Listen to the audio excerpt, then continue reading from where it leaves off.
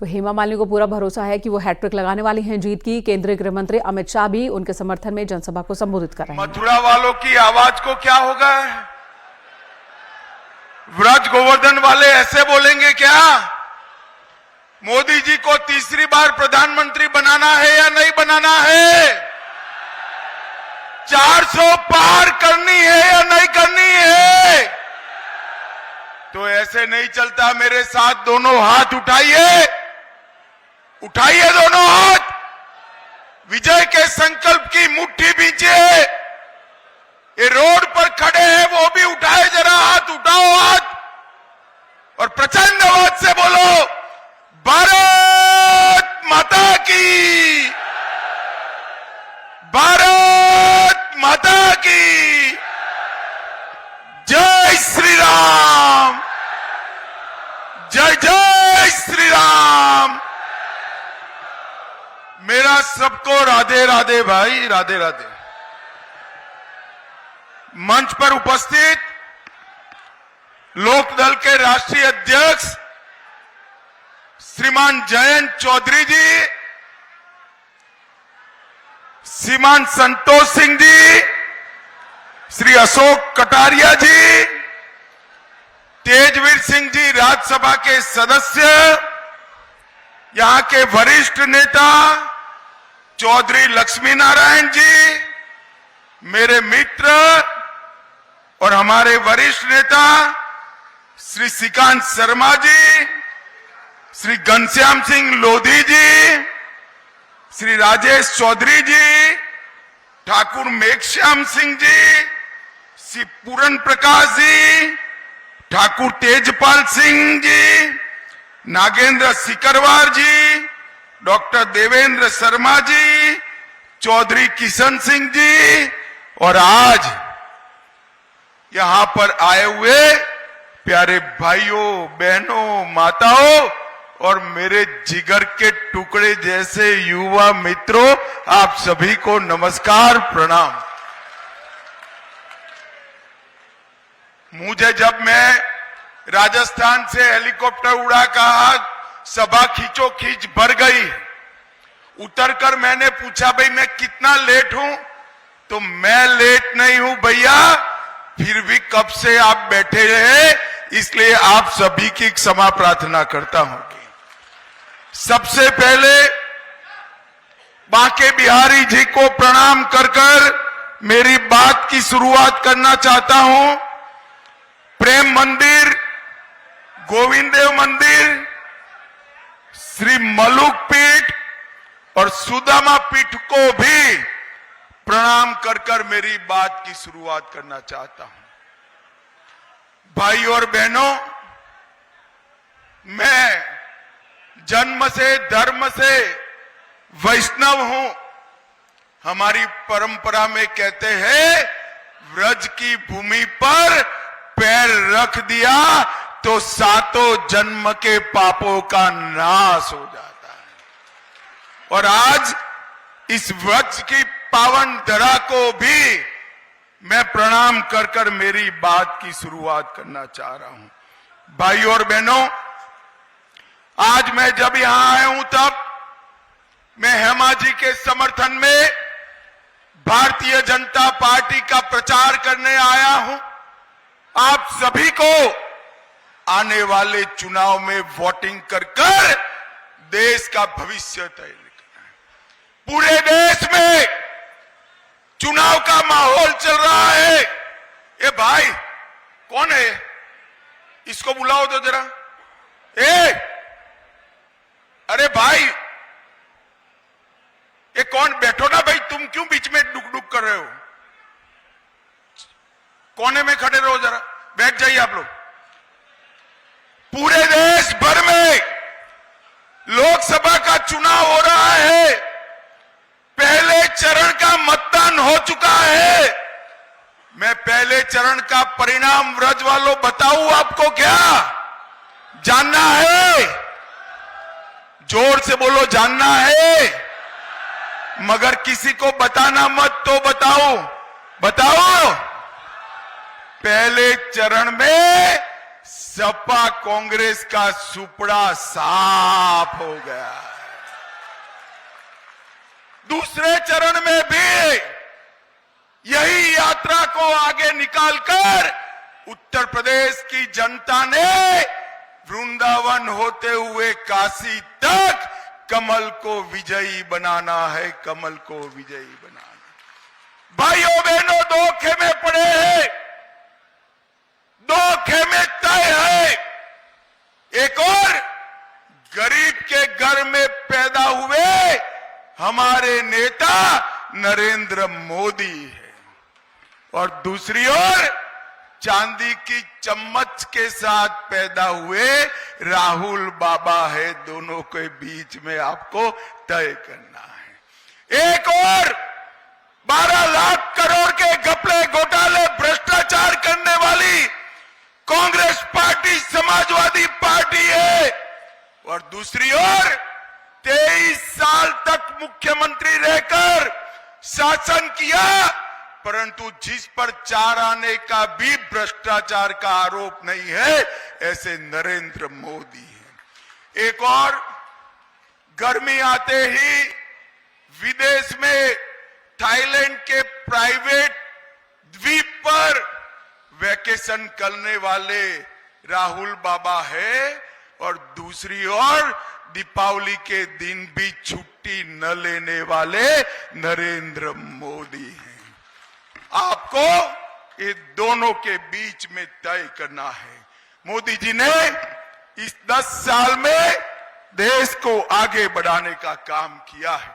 भाई और बहनों, मैं आज आपको पूछने आया हूं, मुझे बताओ, अयोध्या में राम मंदिर बनना चाहिए था या नहीं बनना चाहिए था? जरा जोर से बोलो, बनना चाहिए या नहीं बनना चाहिए? एक कांग्रेस पार्टी ने 70 साल तक, इस सपा बसपा ने 70 साल तक राम मंदिर को अटका कर रखा, लटका कर रखा, भटका कर रखा। मोदी जी ने 5 ही साल में केस भी जीता, भूमि पूजन भी किया और प्राण प्रतिष्ठा कर जय श्री राम कर दिया। और भाई और बहनों, जब प्राण प्रतिष्ठा हो रही थी, इस सपा और कांग्रेस वालों को निमंत्रण दिया गया, मगर अपनी वोट बैंक की लालच में अयोध्या की प्राण प्रतिष्ठा में भी नहीं गए। भाई और बहनों, मथुरा वालों, ये कश्मीर हमारा है या नहीं है? जोर से बोलो, है या नहीं है? एक खड़गे साहब कहते हैं, कांग्रेस वाले कहते हैं, अखिलेश यादव कहता है कि उत्तर प्रदेश और कश्मीर का क्या लेन देन है? मुझे बताओ, धारा 370 हटनी चाहिए थी या नहीं हटनी चाहिए थी? जोर से बोलो, हटनी चाहिए थी या नहीं हटनी चाहिए थी? मोदी जी ने 70 साल से जिसकी राह देख रहे थे, वो धारा 370 को 5 अगस्त 2019 को समाप्त कर दिया भाइयों, और कश्मीर को हमेशा के लिए भारत के साथ जोड़ दिया। भाइयों और बहनों, 10 साल तक सोनिया मनमोहन का राज चला। 10 साल में हर रोज आए दिन ये आलिया मालिया जमालिया पाकिस्तान से आते थे, बम धमाके करते थे और कर चले जाते थे, किसी के मुंह से ऊप नहीं निकलती थी। 2014 में पश्चिम यूपी वालों ने मोदी जी को प्रधानमंत्री बनाया, मगर पाकिस्तानी आतंकवादियों को मालूम नहीं था, आदत पड़ी थी। उरी और पुलवामा पर हमला किया, मोदी जी ने 10 ही दिन में पाकिस्तान के घर में घुसकर सर्जिकल स्ट्राइक और एयर स्ट्राइक कर आतंकवादियों का सफाया करने का काम मोदी जी ने देश को सुरक्षित किया है। मोदी जी ने देश को समृद्ध किया है। हमारे अर्थतंत्र को 11वें नंबर पर मनमोहन सिंह जी छोड़ कर गए थे, मोदी जी ने 11वें नंबर से 5वें नंबर पर लाने का काम किया।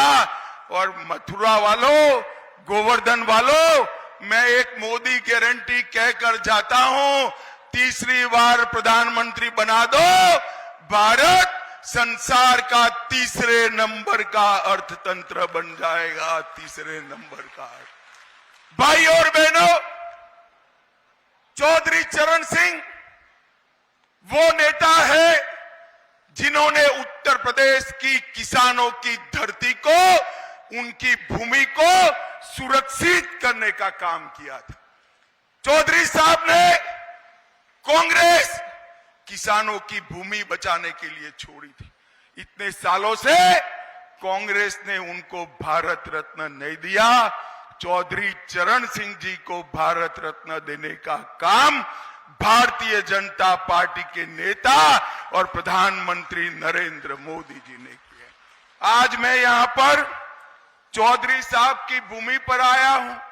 यहीं से गायत्री देवी जी सांसद रही, यहीं से चौधरी साहब ने पूरे उत्तर प्रदेश को एकत्रित करने का काम किया, किसानों को एकत्रित करने का काम किया। मोदी जी ने चौधरी साहब को भारत रत्न देकर उत्तर प्रदेश के किसानों का और मथुरा का भी सम्मान करने का काम किया। भाई और बहनों, मोदी जी ने समग्र उत्तर प्रदेश के अंदर कई हजार किलोमीटर नेशनल हाईवे, हर घर में बिजली, हर घर में पानी, हर घर में शौचालय, 5 किलो अनाज हर गरीब को मुफ्त, 5 लाख तक का इलाज हर गरीब को मुफ्त, और कोरोना में हर एक को कोरोना का वैक्सीन देने का काम नरेंद्र मोदी जी ने किया। भाई आप सभी को वैक्सीन लग गया है ना? जरा जिसको दोनों वैक्सीन लगाए हाथ उठाओ तो जरा। सबको लगा है ना? मोदी जी ने जब वैक्सीन लगाना शुरू किया, ये राहुल बाबा कहते थे वैक्सीन मत लगाओ, ये मोदी वैक्सीन है। अच्छा है राहुल बाबा का कोई सुनता नहीं है। पूरे देश ने वैक्सीन लगाया। एक दिन रात को राहुल बाबा भी गुपचुप अपना वैक्सीन लगाकर आ गए। अरे राहुल बाबा शर्म करो, शर्म करो। कोरोना जैसी महामारी में भी राजनीति कर रहे हो, आपको शर्म आनी चाहिए। परंतु मोदी जी ने देश को कोरोना से सुरक्षित करने का काम मोदी जी ने किया है।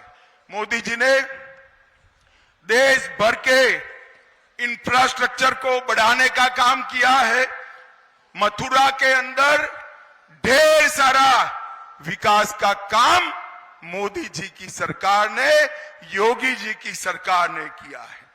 ग्राम सड़क योजना के तहत 570 किलोमीटर सड़क बनाई, अंतरराष्ट्रीय सुविधाओं से सुसज्ज अंतरराज्य बस का अड्डा मथुरा में बनाया। मथुरा जंक्शन, मथुरा कैंट, उसका आधुनिकीकरण रेलवे स्टेशन का करने का काम किया।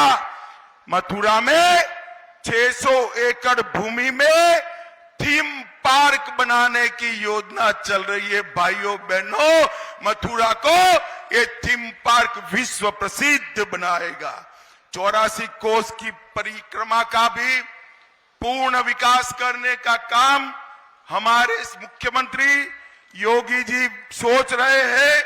और 1 डिस्ट्रिक्ट 1 प्रोडक्ट में मथुरा के नल की टोटियों की पहचान भी भारतीय जनता पार्टी ने दिलाने का काम किया।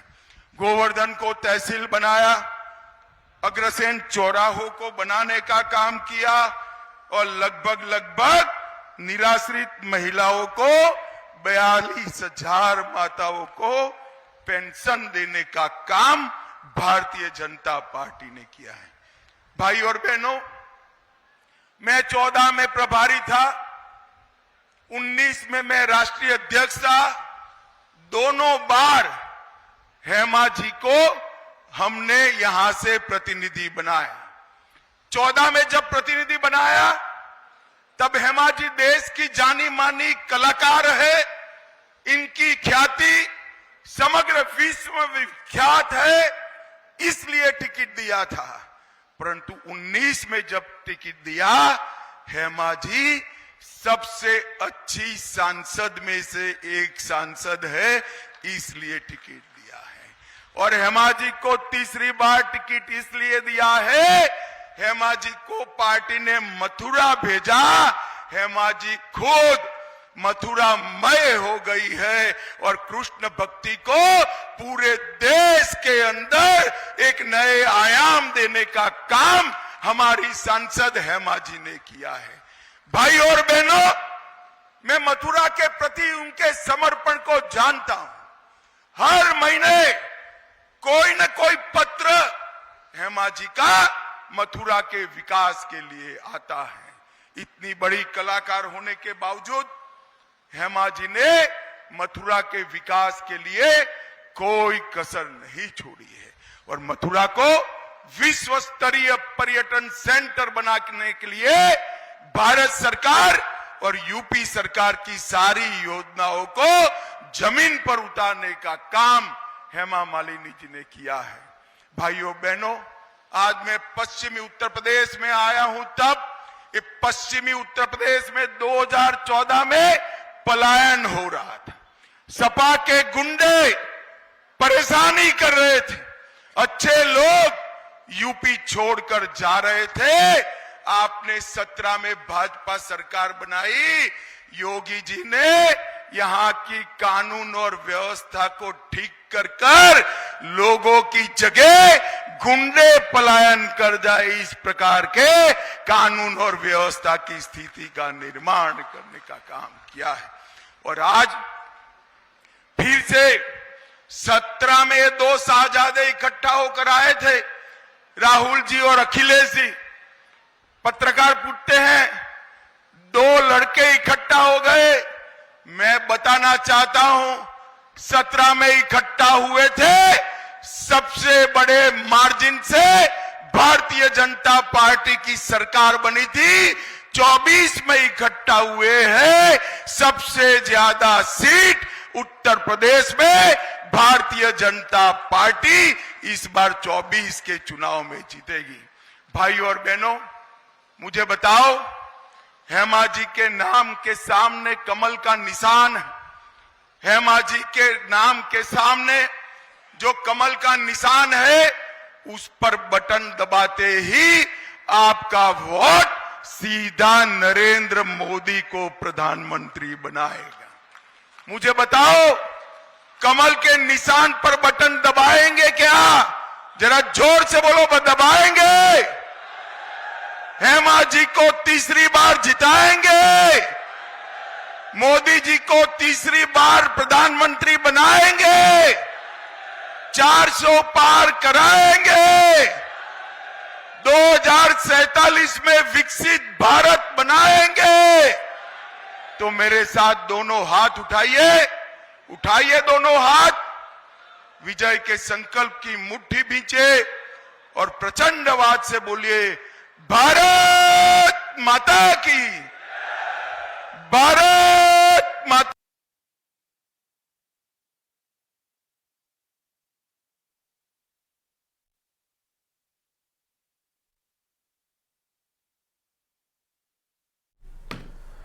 तो मथुरा से गृह मंत्री अमित शाह को सुन रहे थे आप। बीजेपी प्रत्याशी हेमा मालिनी के लिए उन्होंने प्रचार किया, डबल इंजन की सरकार की उपलब्धियों का जिक्र किया, बताया कि हेमा मालिनी के सांसद बनने के बाद मथुरा में किस तरीके से विकास की एक नई गाथा लिखी गई है। आज उत्तर प्रदेश में कानून का राज है।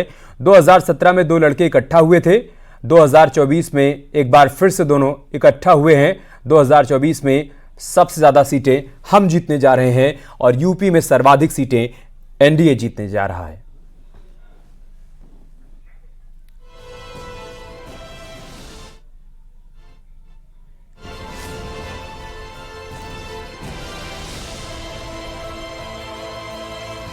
चरण का मतदान हो चुका है। परिणाम व्रज वालों बताऊं आपको, क्या जानना है? जोर से बोलो, जानना है? मगर किसी को बताना मत, तो बताओ बताओ, पहले चरण में सपा कांग्रेस का सुपड़ा साफ हो गया है। दूसरे चरण में भी यही यात्रा को आगे निकालकर उत्तर प्रदेश की जनता ने वृंदावन होते हुए काशी तक कमल को विजयी बनाना है, कमल को विजयी बनाना। यहां रुक रहे हैं छोटे से ब्रेक के लिए, जल्द लौटेंगे कुछ और खबरों के साथ। आप देख रहे हैं न्यूज़ 18 उत्तर प्रदेश उत्तराखंड।